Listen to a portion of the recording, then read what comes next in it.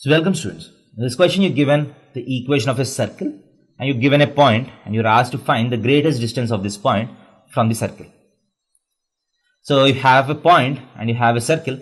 So if C is the center of the circle, so the greatest distance of this point P from the circle is nothing but CP plus radius.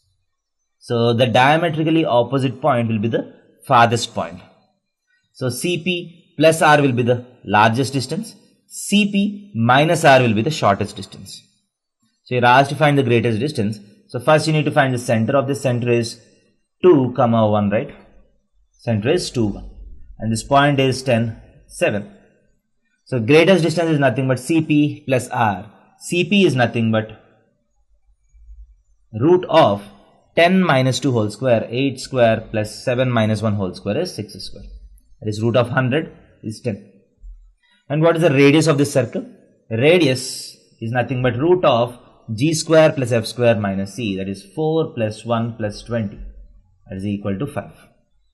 So the distance between the point and the center is 10 units, the radius is 5, hence the largest distance is nothing but 10 plus 5, 15 units. Thank you.